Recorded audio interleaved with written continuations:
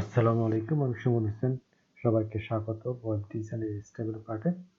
তো আমরা আসলে স্টেবলের র কোডগুলো শিখতেছিলাম, যে আসলে সিম্পল ভাবে আমরা আগে কোডগুলো শিখবো, তার পরবর্তীতে আমরা এটা একটু বিস্তারিত আলোচনা করবো। তো আমরা প্রথমে স্টেবল শেষ করবো, তারপর হচ্ছে CSS, তারপর হচ্ছে জাভাস্ক্রিপ্ট, যাতে আমরা বেসিক খুব স্ট্রং ভাবে এটা পাই। তো প্রথমে একটা পেজ নিয়ে নিচ্ছি, আমরা এটাকে সেভ করে নিই। আজকে আমরা মিডিয়া নিয়ে কাজ করব। মিডিয়া হচ্ছে আসলে যেমন অডিও ভিডিও ফাইলগুলো কিভাবে ওয়েব পেজে শো করতে হয় সেই জিনিসটা নিয়ে কাজ করব। তো আমরা প্রথমে HTML নিয়ে নিলাম,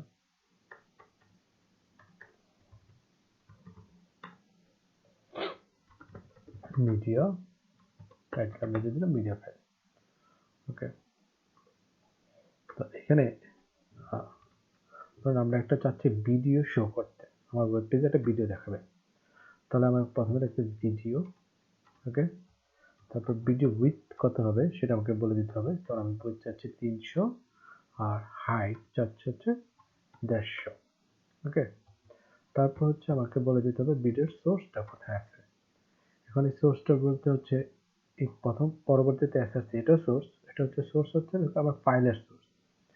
তো এখানে আমার অলরেডি আমি একটু আপনাকে দেখা দিচ্ছি, সেটা হচ্ছে যে আমরা অলরেডি দুইটা ভিডিও কিছু মিডিয়া ফাইল ওয়েব ডিজাইনের ভিতরে, আমরা ডেস্কটপে যাই, ওয়েব ডিজাইন ফোল্ডার ভিতরে মিডিয়া ফোল্ডার তৈরি করা আছে। ওখানে দুইটা ফাইল আছে, একটা হচ্ছে মুভি যেটা হচ্ছে MP4 ফরম্যাট, যে MP4 ফরম্যাট, আর হচ্ছে লোপেড সেটা হচ্ছে MP3 ফরম্যাট। ওকে, তো এটা হচ্ছে অডিও, একটা হচ্ছে ভিডিও।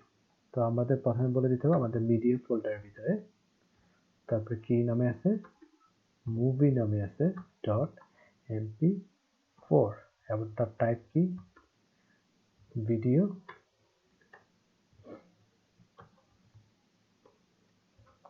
mp4। সেভ করি, আমাদের আউটপুটটা দেখি। আমরা যদি ভিডিও ফাইলটা ওপেন করি, এই যে আমাদের ভিডিওটা চলে আসছে, কিন্তু দেখেন এটা কি প্লে হচ্ছে, সাউন্ড হচ্ছে, কিছুই হচ্ছে না।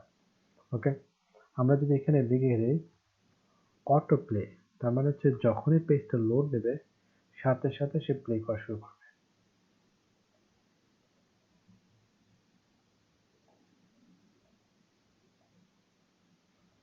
তারপর আমরা যদি লিখে দেই কন্ট্রোলার, তাহলে সেটাকে একটা কন্ট্রোলিং দিবে। আমরা যদি প্লে দেই, এই শুরু হয়ে গেছে, অফ করে। আমরা যদি চাই প্রথম দিকে সেটা মিউট থাকবে, তো আমরা যদি লিখে দিই মিউটেড, তো দেখেন এই এখানে মিউট হয়ে গেছে ডিফল্ট ভাবে, এবার অটো প্লে হয়ে যাচ্ছে, রিফ্রেশ দেওয়ার সাথে সাথে অটো প্লে হয়ে যাচ্ছে। কারণ কি, আমি এখানে বলছি অটো প্লে কন্ট্রোলার দিতে, স্টপ বাটন, প্লে বাটন দেওয়ার জন্য এবং মিউট করার জন্য। সিমিলারলি আমরা যদি একটা অডিও ফাইল নিতে চাই, তাহলে আমরা লিখবো অডিও। তো এখানে আসলে হাইট উইথ লেখা লাগে না, এখানে জাস্ট সোর্স ফাইলটা বলে দিলে হয়, সোর্স কোথায় আছে, ভিডিও। ওকে, তারপর আমাদের কি নামে আছে, লুপেট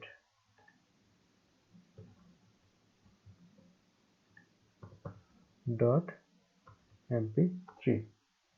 আমরা দরকার একটু বানানটা যদি দেখে নিই, যদি ভুল হয় তাহলে নিবে না।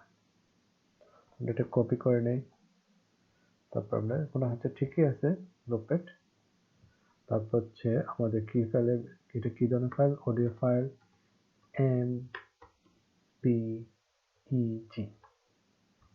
এটাকে বলা হয় MPG ফাইল। রিফ্রেশ করি, অডিও ফাইলটা আসলো না। তো আমরা যদি এখানে দেখে দিই কন্ট্রোলার, তাহলে একটা কন্ট্রোলার দেখাবে। তো এখানে যদি আমরা প্লে করি, তো দেখেন লোপেটের ডাকগুলো চলে আসতেছে, অডিওটা প্লে হয়ে গেল। তো আসলে আমরা এভাবে করে আমরা যদি চাই অডিও ভিডিও পেজের ভিতরে ভিউ করতে পারি। আর একটা মোস্ট ইম্পর্টেন্ট থিং, যদি আমরা চাই যে ইউটিউবের ভিডিও আমাদের ওয়েব পেজে শো করে, তাহলে আমরা কি করব। এক্ষেত্রে আসলে আমাদের সোর্স করা লাগবে না, আমরা জাস্ট সোর্সটা দেখা দিলে হবে। খুবই সহজ একটা ব্যাপার।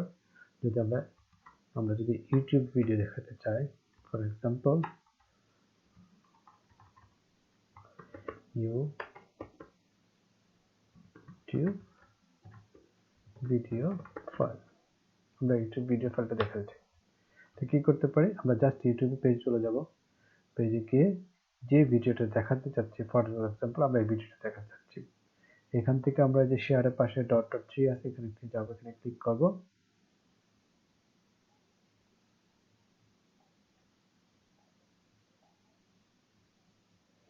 শেয়ারে ক্লিক করব। তো এখানে আসলে কি শেয়ারে ক্লিক করব, শেয়ারে ক্লিক করার পর আমাকে অনেকগুলো অপশন দেবে। ইমবেড যে অপশনটা আছে এটাতে ক্লিক করবেন। এখান থেকে আসার পর এখানে দেখেন কোড দেওয়া আছে, আমি এখানে কপি ক্লিক করব, আমার কোডটা কপি হয়ে গেছে।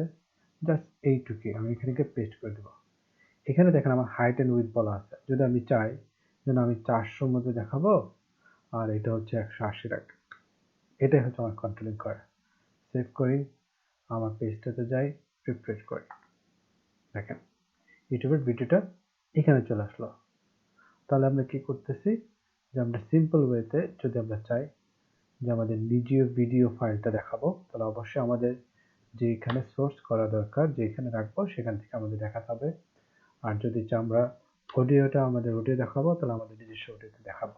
আর যদি ইউটিউবে দেখাই তাহলে ইউটিউব থেকে আমরা কপি পেস্ট করবো। যদি কোনো আপনার যদি চ্যানেলে কোনো ভিডিও থাকে, ফর এক্সাম্পল আপনার চ্যানেলে হয়তো 10-12টা ভিডিও আছে, ওইখান থেকে আপনি জাস্ট কি করবেন, শেয়ার থেকে ইমবেড ক্লিক করে কপি করে এনে আপনি সাইজ মতো বসাই দিবেন।